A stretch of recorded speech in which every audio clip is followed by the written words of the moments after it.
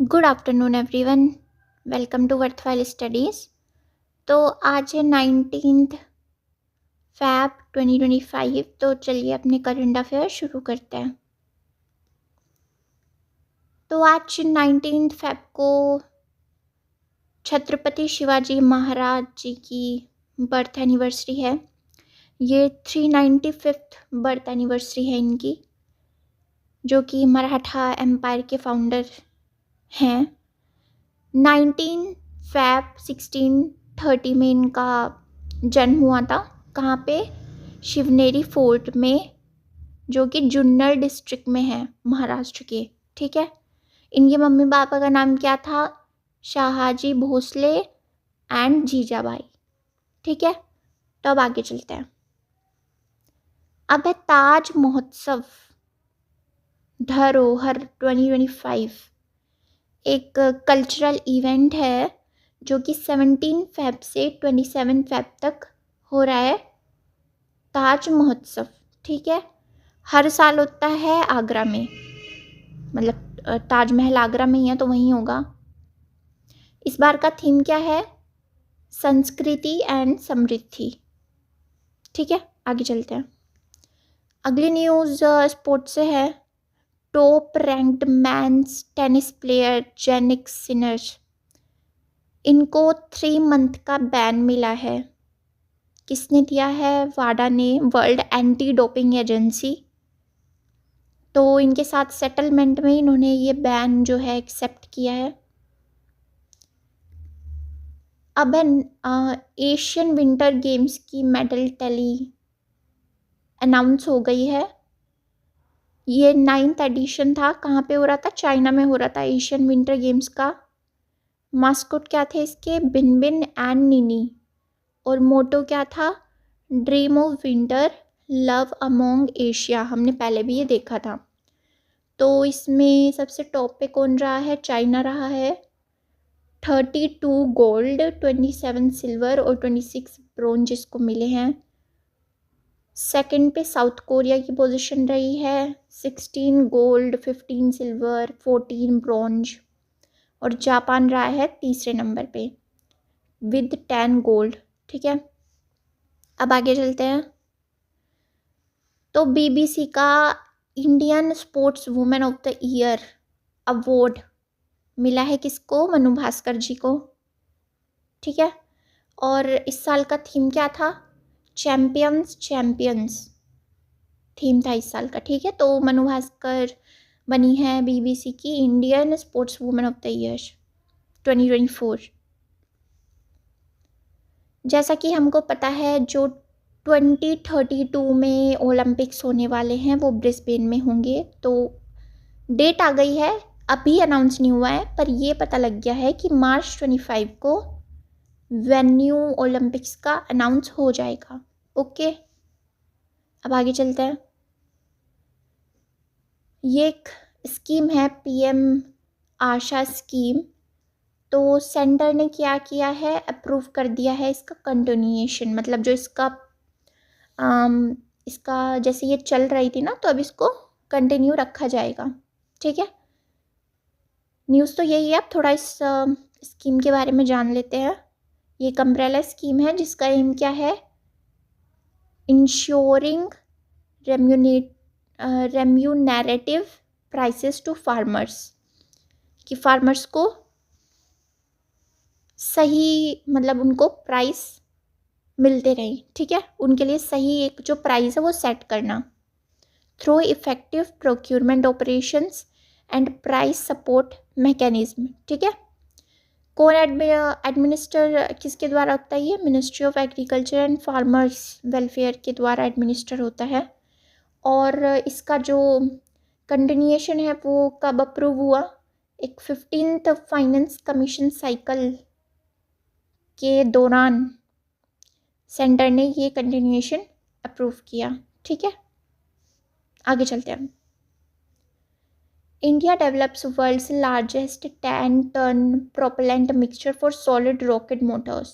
अब ये solid rocket Motors क्या होते हैं? बेसिकली जैसे रॉकेट होता है ना, तो उसमें जो फ्यूल होता है तो वो कभी सॉलिड फॉर्म में होता है, कभी लिक्विड फॉर्म में होता है।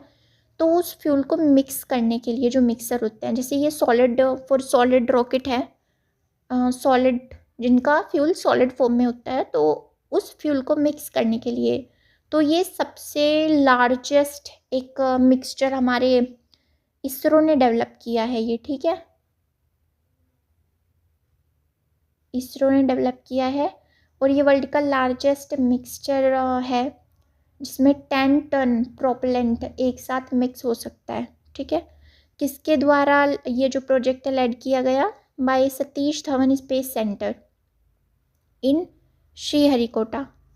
अब आगे चलते हैं। Indian Navy platforms arrive in Indonesia for IFR 2025 and exercise Komodo.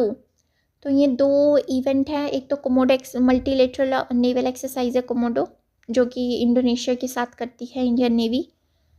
तो उसके लिए गया है INS Shardul and long range maritime surveillance P-81 aircraft Bali Indonesia में पहुंच चुके हैं इंटरनेशनल फ्लीट रिव्यू 2025 के लिए है, ठीक है। और ये मल्टीलेटरल नेवल एक्सरसाइज कोमोडो के लिए, ओके। अब आगे चलते हैं। तो हमारे CM योगी जी ने इनॉग्रेट किया है क्या? काशी तमिल संगमम 3.2। हमने ये पढ़ा था ना पहले कि काशी तमिल संगमम क्या है, कि ये एक नॉर्थ इंडिया और साउथ इंडिया के बीच में जो हिस्टोरिकल रिलेशन रहे हैं in terms of culture, education, उनकी जो हिस्ट्री है, ठीक है, वहाँ की जो रिलीजियस हिस्ट्री है, तो सब मतलब बहुत एंशियंट टाइज इनके बीच में रहे हैं तमिलनाडु और काशी के बीच में। जैसे कि हमें पता है दोनों बहुत बड़े हब है, रिलीजियस एटमॉस्फेयर है दोनों में, तमिलनाडु में भी और काशी में भी, और दोनों की अपनी एक हिस्ट्री है। तो उनकी जो साथ में हिस्ट्री है, तो उसको सेलिब्रेट करने के लिए एक तरह से तो ये इवेंट ऑर्गेनाइज करा जाता है। और ये योगी जी ने इनॉग्रेट कर दिया है कहाँ पे? नमो घाट पे, वाराणसी में। इस बार का थीम क्या है? महर्षि अगस्त्यास के अराउंड इस बार का थीम होने वाला है, जिनको हम अगस्त मुनि भी बोलते हैं इधर हमारी तरफ। तो ये इनका बहुत एक तरह से बहुत योगदान रहा है दोनों ही जगह, नॉर्थ इंडिया में भी और साउथ इंडिया में भी इनका बहुत बड़ा इन्फ्लुएंस रहा है।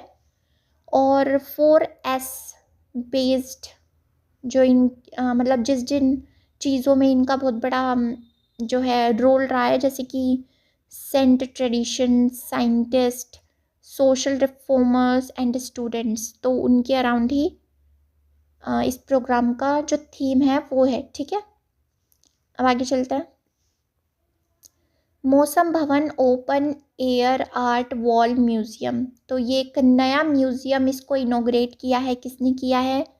Minister for earth sciences and doctor Jitendra Singh, उन्होंने इसको इनॉग्रेट किया है इस म्यूज़ियम को।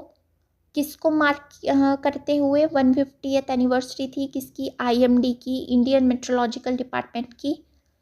तो उसके एक तरह से उसके उपलक्ष्य में इस म्यूज़ियम को इनॉग्रेट किया गया है न्यू दिल्ली में, ठीक है। और इस म्यूज़ियम में क्या होगा? जो मेट्रोलॉजी में जो हमारे कंट्री की हिस्ट्री है ना, तो वो सब इसमें एक तरह से उसका म्यूज़ियम है ये, ठीक है। अब आगे चलते हैं। तो मध्य प्रदेश बना है इंडिया का पहला ऐसा स्टेट जिसने लॉन्च की है GCC पॉलिसी 2025। ये GCC पॉलिसी क्या है? ग्लोबल कैपेबिलिटी सेंटर है, जो कि एक जैसे ये मध्य प्रदेश में अब लॉन्च हो गई है ना ये पॉलिसी, तो उसमें क्या है कि ये एक मध्य प्रदेश एक लीडिंग हब बन जाएगा किसका? For global innovation and collaboration, ठीक है। ये पॉलिसी किसे टारगेट्स करती है? IT, कौन कौन से सेक्टर्स को? बेसिकली IT हो गया, finance, engineering, human resources and emerging जो टेक्नोलॉजीज़ है जैसे कि AI हो गया, और साइबर सिक्योरिटी, ठीक है, सबको टारगेट करेगी। और इंटरनेशनल लेवल पे, ग्लोबल लेवल पे इनोवेशन और कोलैबोरेशन को बढ़ाने का काम करेगी, ठीक है। तो मध्य प्रदेश ऐसा पहला स्टेट बना है इसको लॉन्च करने वाला, याद रखना। अब आगे चलते हैं। स्टेट गवर्नमेंट ने अपॉइंट किया है प्रोफेसर वेन्नम उमा को वाइस चांसलर किसका?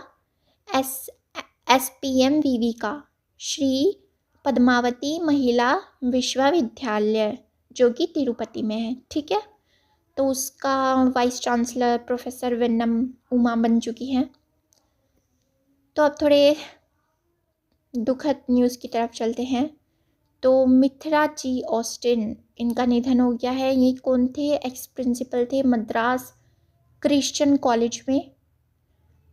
एजुकेशन में इनका, ये बहुत बड़े एजुकेटर माने जाते हैं, एजुकेशन में इनका बहुत अच्छा रोल माना जाता है, तो ये यहाँ पे थोड़ा इम्पोर्टेंट हो जाता है। ठीक है, अब आगे चलते हैं।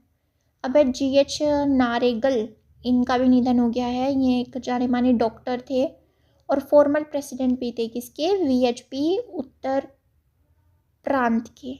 ओके, अब आगे चलते हैं। तो यूनेस्को ने लॉन्च किया है एक कैंपेन जिसका नाम है imagine a world with more women in science.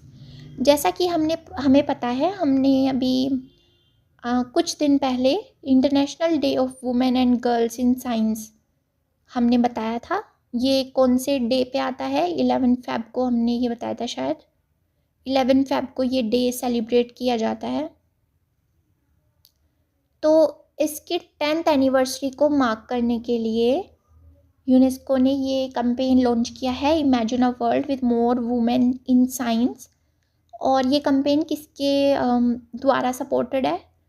Canada का एक इंटरनेशनल डेवलपमेंट सेंटर है, तो जिसका नाम है, मतलब ये फुल फॉर्म इसकी और शॉर्ट फॉर्म है IDRC, तो इसके द्वारा ये सपोर्टेड है। ठीक है, आगे चलते हैं।